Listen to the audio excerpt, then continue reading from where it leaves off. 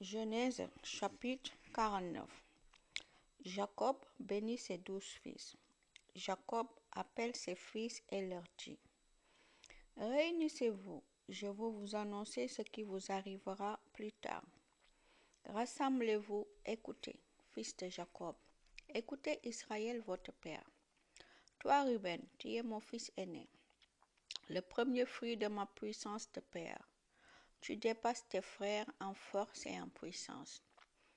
Tu es un torrent bondissant, mais tu ne seras plus le premier. En effet, tu m'as fait perdre mon honneur en t'unissant à l'une de mes femmes dans mon lit. Siméon et Lévi sont frères. Ils se mettent d'accord pour agir avec violence. Je ne veux pas participer au mal qu'ils préparent. Je ne veux pas participer à leur rencontre.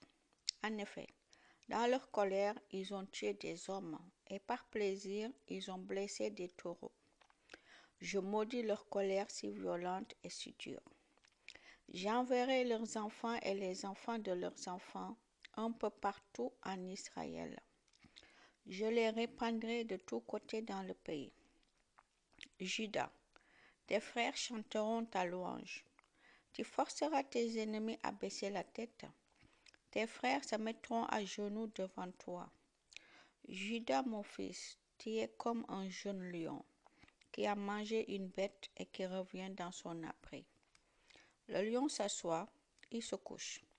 Qui peut l'obliger à se lever? Le pouvoir royal restera dans la famille de Juda. Le bâton des chefs restera dans la main de ceux qui naîtront de lui. Il y restera jusqu'à l'arrivée de son véritable propriétaire. C'est à lui que le peuple béni obéiront. Il attachera son âne à la vigne. Il attachera son anneau au meilleur plan. Il lavera son vêtement dans le vin, sa chemise dans le jus de raisin. Ses yeux brilleront à cause du vin, ses dents seront blanches à cause du lait. Zabulon habitera au bord de la mer, là où il y a un port pour les bateaux. Son territoire s'étendra jusqu'à la ville de Sidon. Issachar est un âne solide. Il se couche dans un enclos entouré de 2 murs. Il a vu que l'endroit était bon et le pays agréable. Il courbe le dos pour porter des charges. Il est fait pour un travail d'esclave. Dan gouvernera son peuple, comme les autres tribus d'Israël.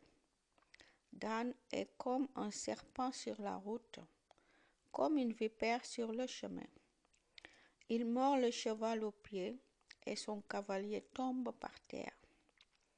Seigneur, j'espère que tu me sauveras. Quand les bandits attaquent Gad, il se défend et les poursuit. Le pays d'Asser produira beaucoup, sa terre donnera une nourriture de roi. Nephtali est une gazelle en liberté qui met au monde de beaux petits. Joseph est un arbre magnifique qui pousse près d'une source.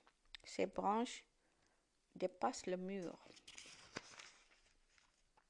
Des hommes lui ont lancé des flèches, ils l'ont provoqué, ils lui ont fait la guerre, mais il a tenu son arc solidement.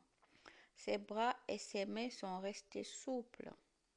Reçois comme bénédiction la pluie qui descend du ciel, l'eau qui vient de la profondeur de la terre, ainsi que beaucoup d'enfants et de troupeaux nombreux. Reçois tout cela par la force du Dieu puissant, qui est mon Dieu, par le nom du berger qui est le rocher d'Israël, par mon Dieu qui vient à ton secours, par le Tout-Puissant qui te bénit. Les bénédictions de ton Père dépassent les bienfaits des montagnes qui existent depuis toujours. Elles dépassent les richesses des collines d'autrefois. Que ces bénédictions descendent sur la tête de Joseph, sur celui qui a été mis à part parmi ses frères. Benjamin est un loup qui déchire. Le matin, il mange une bête, et le soir, il partage ce qu'il a pris. Tout cela forme les 12 tribus d'Israël. Ce sont les paroles que leur père leur a dites quand il les a bénis. Il a donné à chacun une bénédiction particulière. La mort de Jacob. Ensuite, Jacob leur donne cet ordre.